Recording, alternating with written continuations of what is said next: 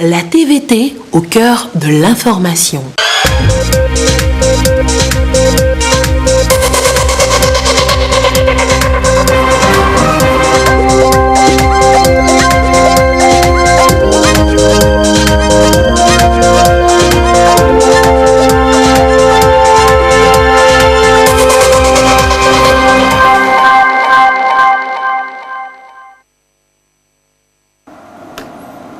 Il est l'heure du journal sur la télévision togolaise. Madame, Monsieur, bonsoir. Et voici les titres de cette édition. Quel est l'impact réel de la crise sanitaire actuelle sur l'économie nationale? Il est conséquent, selon les résultats de l'étude réalisée par la Chambre de commerce et d'industrie de l'industrie du Togo. Les résultats à découvrir dans cette édition. Et puis l'impact de la crise au Covid-19 s'est ressenti également au Centre national de transfusion sanguine. Les dons de sang qui avaient considérablement baissé au tout début de la crise reprennent, ceci dans le respect des mesures barrières, et vous le verrez dans un reportage dans cette édition. Voilà donc pour les titres. La pandémie au Covid-19 poursuit sa course vertigineuse et avec elle des conséquences économique. Cette crise sanitaire est aussi ressentie dans le secteur des systèmes financiers décentralisés au Togo. Le portefeuille risque un déficit et les difficultés dans la gestion de la trésorerie sont prévues. La BCEAO a mis en place des mesures justement de soutien à ce secteur. Et hier, le ministre en charge de l'économie, Sani Yaya, a réuni les responsables de ces systèmes financiers décentralisés pour examiner et explorer ensemble les mécanismes de leur mise en œuvre. Voyons cela avec Augustin Kossi.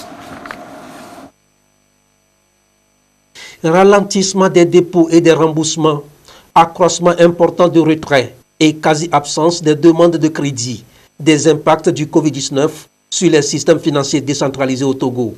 À cela s'ajoute le risque de crise de liquidité, les difficultés dans la gestion de la trésorerie et la crainte d'une aggravation de portefeuille.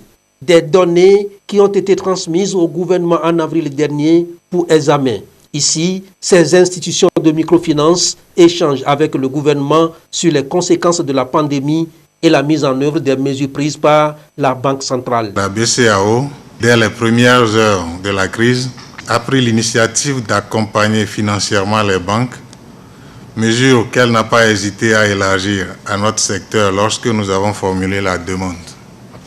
L'évolution de la crise du Covid-19 frappe de plein fouet le monde et n'épargne pas notre pays, le Togo.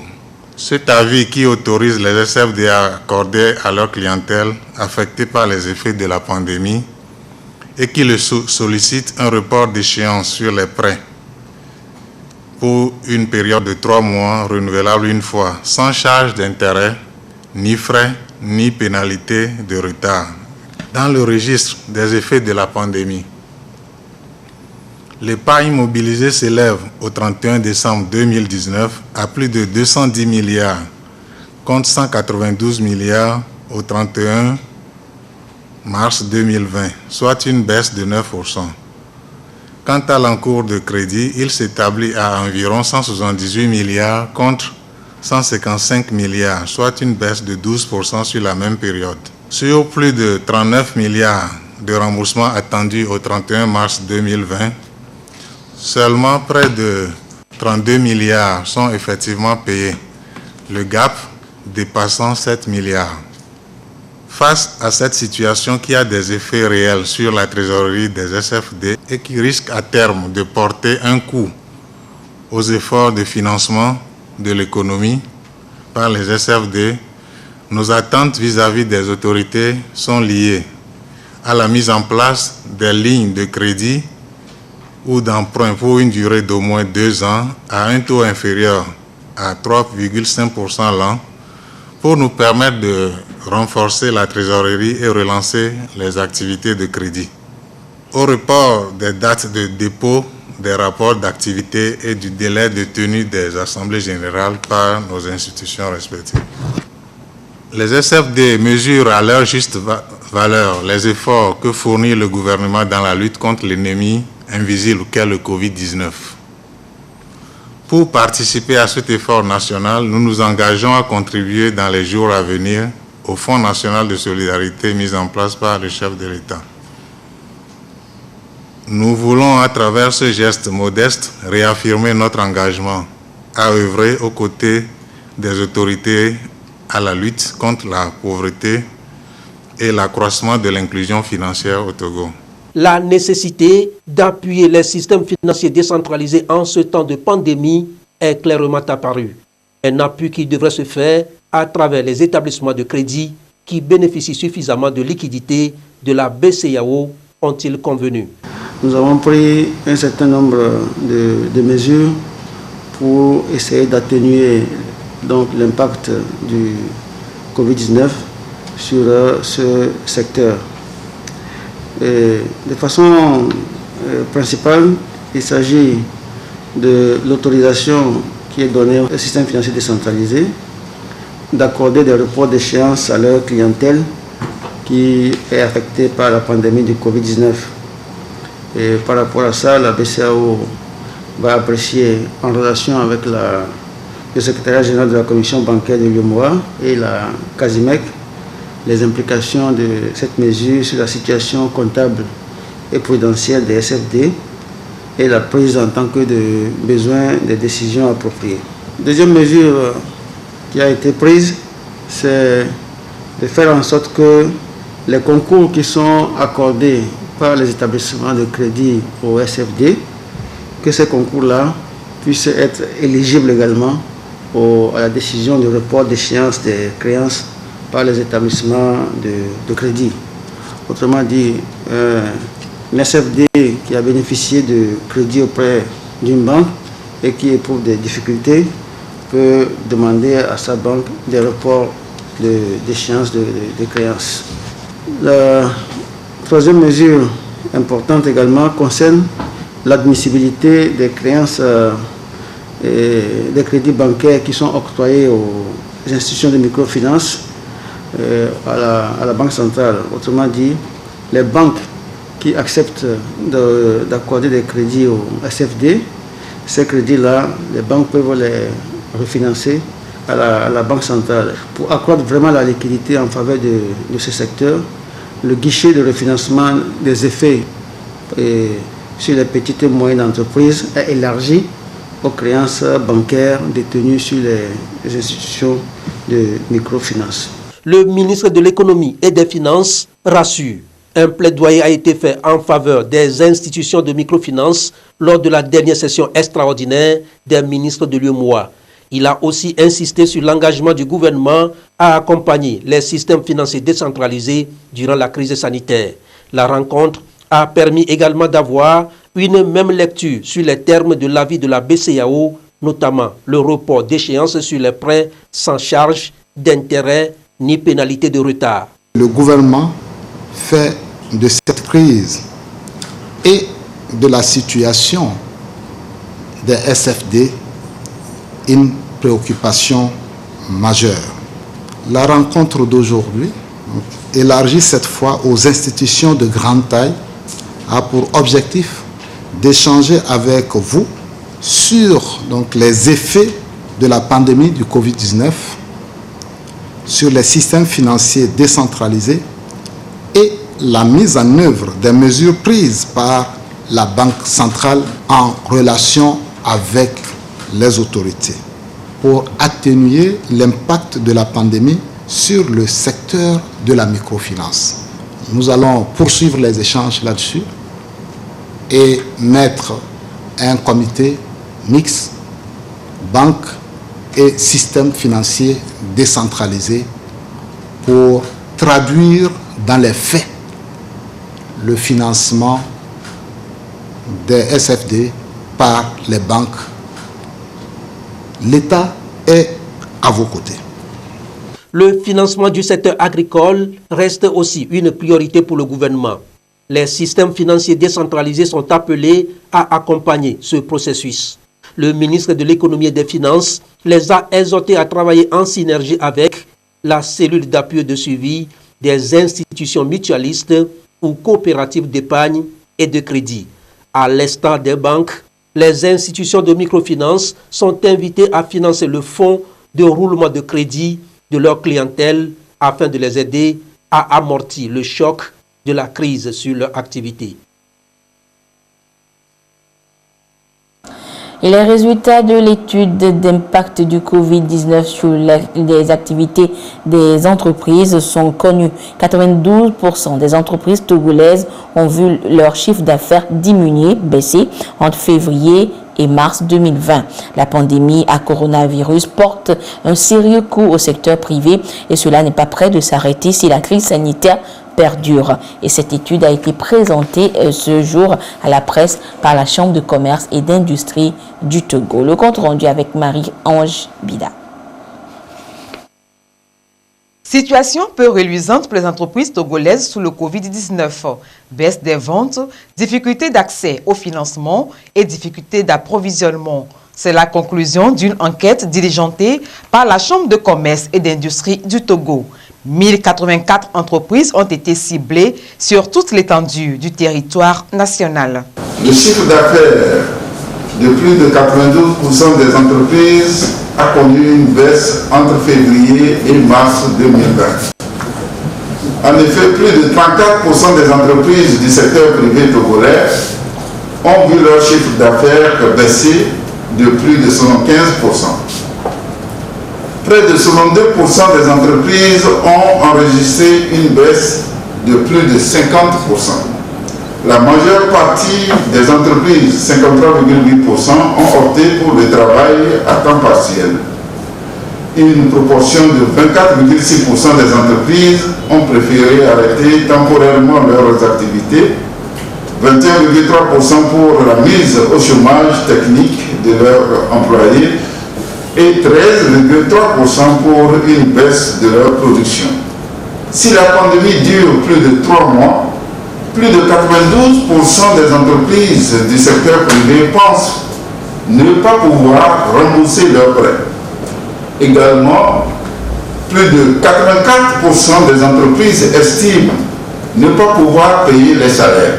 Les lendemains de plus en plus incertains pour le secteur privé. La crise sanitaire liée au Covid-19 dicte pour l'heure sa loi. Comme stimulus pour les entreprises togolaises, des recommandations à l'endroit du gouvernement. Le report sans frais de remboursement de prêts par les établissements de crédit. La subvention des mesures de protection des employés et des clients contre la pandémie. L'offre aux grandes entreprises du secteur privé de lignes de crédit spéciales sous forme de prêts comme mécanisme d'atténuation des risques liés au Covid-19 et des allègements fiscaux. Le soutien des petites et moyennes entreprises du secteur privé par une garantie d'accès au financement, l'octroi des subventions des prêts concessionnels, l'exonération du paiement de l'IRPP et de l'IS pour une période et l'octroi d'une subvention d'au moins le SMIC pendant la crise à chaque employé. Le soutien des sous-secteurs qui éprouvent d'énormes difficultés pour leur maintien par des mesures fiscales spéciales et la mise à leur disposition des lignes de crédit concessionnelles avec garantie de l'État. Les résultats contenus dans ce rapport sont édifiants. Ils vont permettre à l'autorité de trouver les solutions idoines, dicte le ministère du Commerce. Le secteur privé doit être en mesure de se relever après le Covid-19. L'INSID, le PNUD et l'Université de Lomé ont accompagné la Chambre de commerce et d'industrie du Togo dans la conduite de cette enquête. Et ce 7 mai 2020 devrait se tenir à Lomé le Salon international de la filière bétail-viande de l'Afrique de l'Ouest. Mais en raison de la pandémie au Covid-19, l'événement est annulé. Et en lieu et place de ce salon, la Fédération nationale des produits de la filière bétail-viande du Togo a voulu sensibiliser les acteurs de ce secteur sur l'adoption et le respect des mesures barrières afin de réduire la propagation du coronavirus. Voyons cela avec Clarisse. Les acteurs de la filière bétail-viande en séance de sensibilisation sur la prévention de la pandémie au coronavirus. En lieu et place du Salon international de la filière bétail-viande, SIBVAO, prévu pour ce 7 mai, la Fédération nationale des producteurs de ce secteur veut contribuer aux côtés du gouvernement à renforcer les stratégies de prévention du Covid-19. On les a dit clairement, ils n'ont qu'à faire l'effort. Il ne faut pas que le Covid-19 passe par nous, passe par nos familles, passe par notre communauté. C'est de faire l'effort pour pratiquer les mesures barrières et éviter vraiment toutes sortes de contaminations. L'Office national des abattoirs frigorifiques, ONAF, le marché aux petits ruminants de Boissimé, le marché à bétail d'Adetikopé sont les sites sillonnés par la fédération. Nous sommes très fiers qu'ils ont passé à notre santé quand même. Nous allons prendre en compte pour sensibiliser nos bouchers, nos communautés, mais pas que seulement à l'abattoir, et à tous les environs, que ça soit dans tous les marchés de Lomé. On prend cette mesure barrière. Nous allons faire tout et tout pour que cette sensibilisation-là soit acquise à tout le monde. Nous allons passer aux sensibilisations. Nos éléments qui n'ont pas de cache-nez, nous allons les distribuer et encore leur montrer toutes les mesures qu'il faut prendre pour éviter cette maladie-là. Cette action de sensibilisation a été menée avec l'appui du ministère en charge de l'élevage. Il est extrêmement important de respecter la distanciation sociale, même dans votre lieu de travail. Deuxième mesure indispensable, vous devez systématiquement vous laver les mains au savon et avec de l'eau. Il faut porter les masques.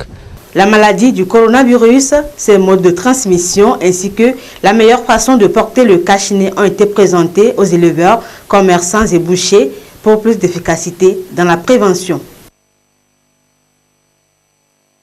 Et la pandémie au Covid-19 impose de nouvelles habitudes dans toutes les structures. Une autre façon de fonctionner maintenant. Au centre de transfusion sanguine, le Covid-19 s'est fait ressentir dès les premiers jours. Des dons ont baissé et l'affluence a diminué. Mais quelques jours après, les choses ont changé et la vie reprend son cours normal, mais avec des gestes barrières de rigueur. Une de nos équipes de reportage y a fait un tour. Comment le don de sang rime avec la prévention du Covid-19? Augustin Kossi nous répond. Julien est un donneur volontaire de sang. Pour la deuxième fois, il est venu ici au Centre national de transfusion sanguine. Les dispositions ne sont plus les mêmes. Admis à la salle d'information, d'éducation et de communication sur le don de sang, il doit se conformer à la nouvelle donne, tout comme les autres. La lutte contre la pandémie au Covid-19 impose le rythme à suivre. Ici, nous recevons deux clients. Il y a des donneurs de sang et des demandeurs de produits sanguins. Donc, tout demandeur de produits sanguins et tous les donneurs se lavent les mains. Après, il y a la prise de température. Si le donneur ou le demandeur de produits sanguins fait une fièvre, c'est-à-dire une température supérieure à 38 degrés, il n'est pas accepté à rentrer au centre, mais dirigé vers un centre de prise en charge. La troisième étape, c'est la distanciation sociale. Vous allez voir les donneurs qui sont assis ici. Il y a le respect d'1 mètre qui se fait voir à notre niveau par l'écart de 2 sièges entre les donneurs. Et la quatrième étape, c'est le port du masque. Quand il arrive, il a 4 étapes qu'il suit. Il y a d'abord l'accueil. Vous allez voir, il y a des donneurs qui sont en accueil. La deuxième étape, c'est la consultation, la sélection des donneurs. C'est là où on voit avec le donneur s'il est apte à pouvoir donner de son sang. Parce que certes, nous cherchons des ports de sang, mais on ne veut pas nuire à la santé du donneur. La troisième étape, c'est la salle de prélèvement, où on veut. Il y a une quantité donnée, c'est en fonction du poids. Il faut prélever 7 ml par kilogramme de poids corporel. Si tout est bon, il passe à la quatrième étape qui est la collation. C'est là où il se repose, il se détend 20 à 30 minutes. Toujours dans le respect des gestes barrières, le sang prélevé est disposé en poche et en tube. Les tubes sont envoyés à l'unité de sérologie pour les tests appropriés. On fait 4 tests. On recherche les hépatites B, C, le VIH et le test de syphilis. Donc, au niveau du prélèvement, on prélève dans les tubes secs pour les tests sérologiques. Donc, lorsque ça vient, on fait la manipulation des poches qu'on nous a envoyés et les résultats sortent. Les patients dont les résultats sont positifs, donc il y a un logiciel qui va signaler au niveau du service de préparation qui vont stopper ces poches qui ne vont pas sortir. Donc il y a eu un changement dans notre habitude de travail. Donc on a divisé l'équipe en deux. Donc une équipe de 3 personnes vient, ils font la manipulation du jour et l'autre équipe vient le lendemain et ainsi de suite, pour qu'on puisse avoir la salle un peu aérée. Et tout le personnel a ses masques. D'une unité à une autre, les produits sanguins subissent les tests exigés. Ici, c'est l'étape de la préparation et de qualification. Nous préparons les concentrés de globules rouges et les plasmas frais congelés. À l'aide des presses, nous séparons les plasmas et les culots. Au finish, nous avons le plasma que nous conservons à la température de moins 30 degrés. Et après, nous avons les concentrés de globules rouges que nous conservons entre 4 et 8 degrés. C'est après cela que nous attendons la qualification des poches. Quand les résidus ont fini, ils nous envoient le résultat. Et par notre logiciel que nous utilisons, nous arrivons à faire le tri dans ceux qui sont valides, on les étiquette par groupe et par résidus. Donc c'est après cela qu'on les envoie à la distribution pour être cédés aux demandeurs. Aux premières heures de la crise sanitaire, la disponibilité du sang a fait défaut au CNTS. Le centre a dû instaurer une nouvelle forme de sensibilisation et de communication. Et cela a payé. Les collectes de sang ont baissé de façon drastique les premières semaines, les 3 premières semaines surtout. Et donc il a fallu remobiliser les donneurs en envoyant des messages et en leur expliquant surtout que des mesures sont prises pour assurer leur sécurité pendant cette période-là. Et là, ça a repris. Donc les collectes ont regagné leur niveau d'antan et certains jours, c'est même au-delà. Donc c'est le lieu d'encourager les donneurs, de les remercier et de leur dire que le don de sang ne doit pas dormir pendant la période de Covid-19. Les malades ont toujours besoin de sang. Ils en ont besoin pour sauver leur vie. Et puisque chacun de nous est donneur et demandeur potentiel de sang, il faut les gestes barrières pour nous protéger et sauver la vie des autres. La vie et les habitudes ont également changé dans les gares routières du pays. Les mesures de sécurité sanitaire ont fait leur apparition et chacun s'y conforme sans difficulté, crise oblige. Et c'est le constat fait par Sonia Aménipo. Voici son reportage. D'un côté, des véhicules garés les uns derrière les autres, de l'autre, des conducteurs qui attendent des passagers qui se font rares ces derniers temps. Bienvenue à la gare routière d'Agbalé-Pédogan. Une situation inimaginable il y a encore quelques mois. Et pour cause, la pandémie du coronavirus. Malgré le ralentissement des activités, les mesures barrières, elles, restent de mise. Les mesures que le gouvernement a données, nous appliquons ça ici 100%. Nos conducteurs, chaque fois, quand nous faisons des réunions, on les appelle, on les informe. Mais quand il y a les bagages qui veulent charger, s'il n'a pas le cache-nez, on ne les charge pas. Il doit avoir le cache-nez, son apprenti doit avoir le cache-nez. Et il doit avoir un bidon dans sa voiture aussi, en plus l'eau et le savon, avant qu'on le charge les bagages. Ça, c'est l'ICICOR qui avait fabriqué ça. On avait ça ici 4, avant que le gouvernement nous ait venu encore l'aide. D'Agbalé-Pédogan cap sur la gare routière de Kodomé. Ici également, le constat est le même.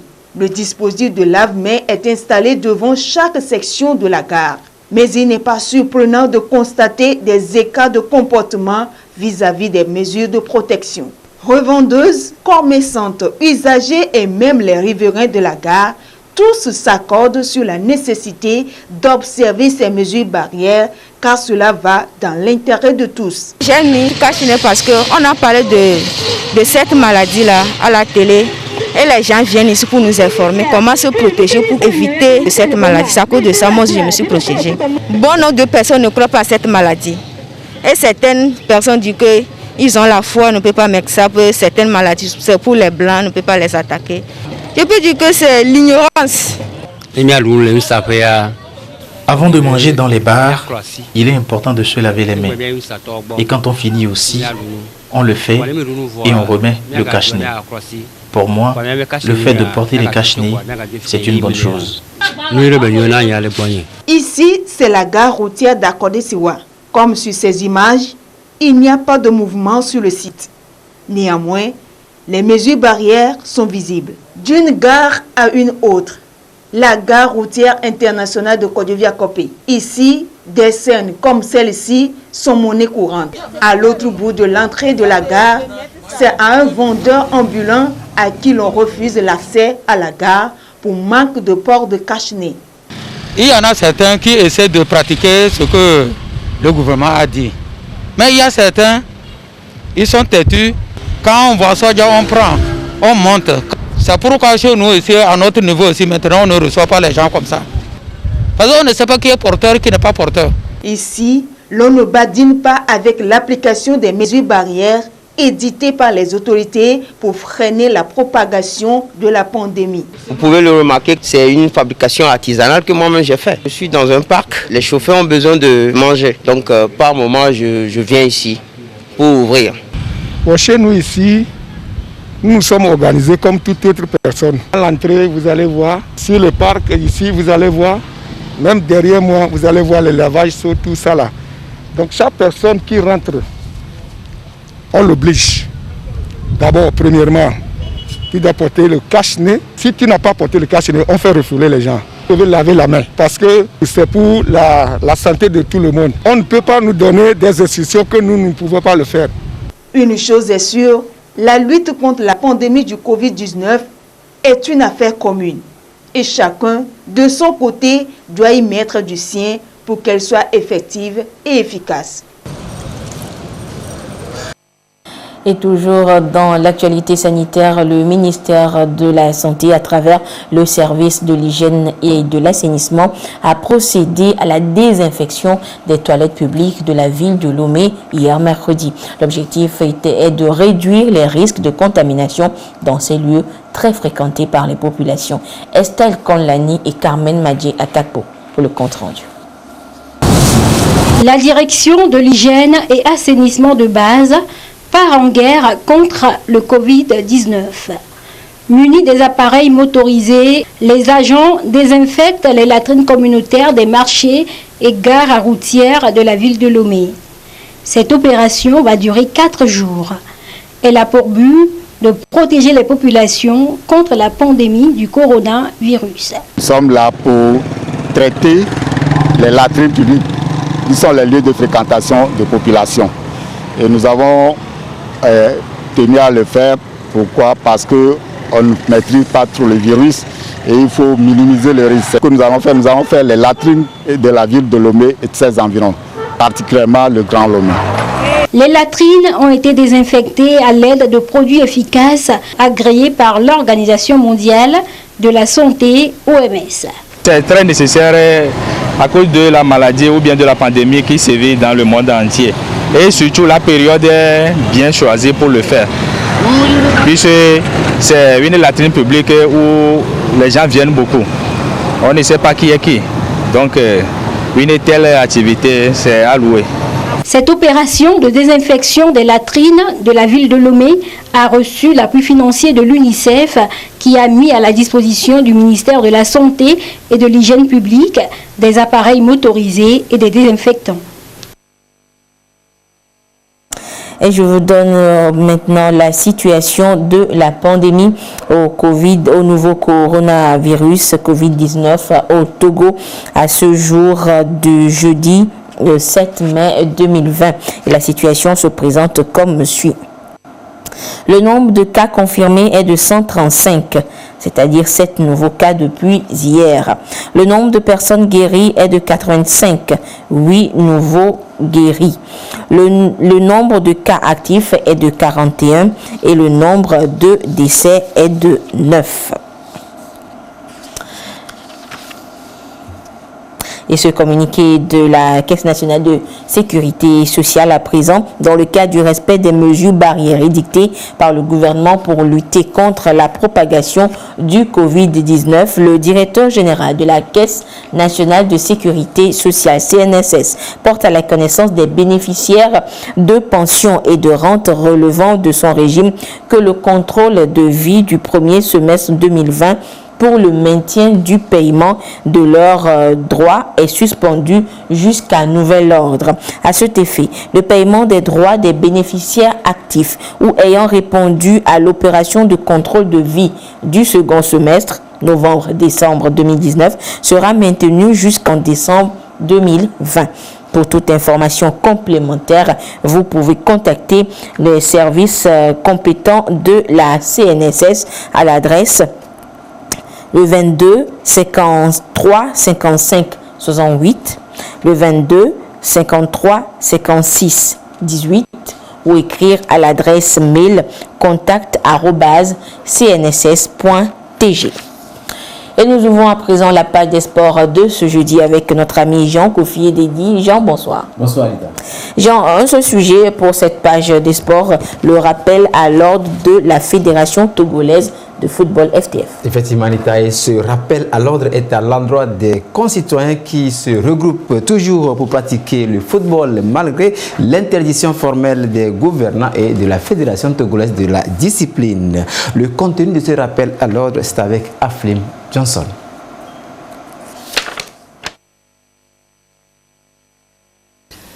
L'avènement du coronavirus a mis fin prématurément aux différents championnats de football, alors que la première division avait encore 6 journées devant elle et la D2 7. Les mesures prises donc par la FTF et qui sont dans la droite ligne des dispositions du ministère en charge des sports sont appliquées.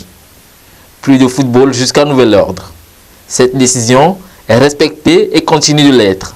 Malheureusement, certains comportements allant à l'encontre des dites mesures sont observés depuis quelques moments. Certains concitoyens moins prudents, surtout des adolescents, livrent des parties de football dans différents coins du pays.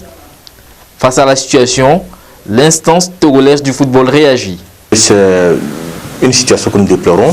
Je crois qu'il y a encore quelques jours où le président de la fédération était encore intervenu par un communiqué pour demander aux responsables de ligue de district de prendre les dispositions qu'il fallait pour arrêter cette situation dans les quartiers. Malheureusement, je crois que les instances du football seuls ne peuvent pas jouer ce rôle. Les parents doivent aussi jouer leur rôle. Vous savez, depuis que l'État a instauré l'état d'urgence sanitaire, les classes ont été suspendues. Les classes ont été suspendues pour que les enfants puissent être sous le contrôle des parents. Et alors, de cet instant que les enfants sont à la maison, il leur revenait de prendre leurs responsabilités en suivant les enfants dans leurs activités quotidiennes. Aujourd'hui, il est difficile au district et aux ligues de pouvoir suivre les enfants parce que, effectivement, toutes les consignes données en ce sens par le comité exécutif de la Fédération togolaise de football ont été respectées en ce sens qu'aujourd'hui, il n'y a plus de compétition sur le plan national. Même dans les quartiers, il n'y en a plus. Le football ne se pratique plus, sauf ces enfants qui se trouvent par moment dans certains quartiers et jouer de façon informelle. Et là, je crois que ce n'est plus totalement du ressort des ligues et de districts. Mais je crois que maintenant, ce qui reste à faire, c'est de la responsabilité des parents de faire l'effort de garder au maximum les enfants avec eux à la maison. Le football, on le reconnaît, véhicule des valeurs sociales et est surtout source de gains pour la plupart de ses pratiquants. Bien n'empêche, il est important, voire indispensable, de s'en passer pour sauver sa vie et celle des autres durant la période où la pandémie du coronavirus sévit encore. Nous devons rassurer les enfants que le football va reprendre. Nous mettons tout en œuvre pour que la maladie, la pandémie puisse vite finir, pour que nous retrouvons la pelouse, pour que nous retrouvons le football qui donne la paix, la joie à chacun d'entre nous. Et plus nous respectons les mesures barrières, plus on a la chance de vite en finir avec cette maladie et retrouver les pelouses. C'est encore l'occasion de rappeler la vigilance de chacun d'entre nous, les acteurs du football. C'est important. Aujourd'hui, nous ne jouons pas. Nous avons suspendu les compétitions pour que chacun puisse être chez lui. Et en même temps, nous devons continuer à faire l'effort de respecter les mesures barrières depuis chez nous et même sur nos lieux de travail, si nous ne continuons pas à travailler. C'est seulement à ce prix que nous pouvons espérer que très bientôt, nous allons venir à bout de cette pandémie et retrouver le football. La Fédération togolaise de football rappelle ainsi aux acteurs d'attendre avec patience la reprise effective des activités sportives dans notre pays pour que le ballon puisse encore rouler. Jean, il est donc important de respecter les mesures prises par les autorités en charge du football. Oui, c'est très important, Anita.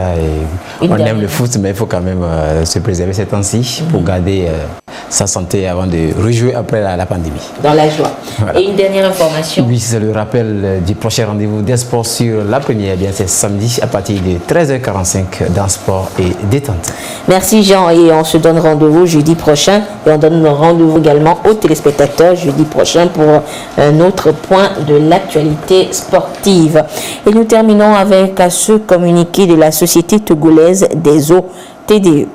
Dans la poursuite de la mise en œuvre de la gratuité de la tranche sociale eau en soutien aux ménages à faible revenu décidé par le chef de l'État pour la riposte à la pandémie du coronavirus, la consommation d'eau potable aux bornes fontaines et kiosques à eau est rendue gratuite pour tous les usagers pendant l'état d'urgence sanitaire allant d'avril 2020 à juin 2020. Il est constaté que, malgré les dispositions prises par la TDE pour traduire dans les faits la décision du gouvernement de rendre gratuite la prise d'eau aux bornes fontaines publiques pendant l'état d'urgence sanitaire, certains gérants, en complicité avec certains CDQ, comités de développement de quartier, se livrent clandestinement à la vente de l'eau potable à la population. La TDE rappelle à la population que, sur les instructions du chef de l'État, la prise de l'eau aux bornes fontaines est gratuite sur toute l'étendue du territoire national pendant la période de l'état d'urgence sanitaire. Par conséquent, la TDE invite instamment la population à ne plus payer l'eau aux bornes fontaines jusqu'à fin juin 2020 et à dénoncer tout gérant contrevenant en composant les numéros verts gratuits suivants. Pour Lomé et ses environs, appelez le 91 13 33 33 ou le 91 13 44 44 ou le 92 23 33 33 ou le 92 28 44 44. Pour les régions maritimes et des plateaux, appelez le 91 13 55 55. Pour les régions centrales de la Kara et des savanes, appelez le 91 13 66 66. La TDE prévient que tout contrevenant s'expose aux sanctions disciplinaires et à la rigueur de la loi. La TDE en appelle à la vigilance de tous les citoyens et au respect scrupuleux des gestes barrières pour lutter contre la propagation de la pandémie au Covid-19. Ensemble, préservons l'eau, source de vie.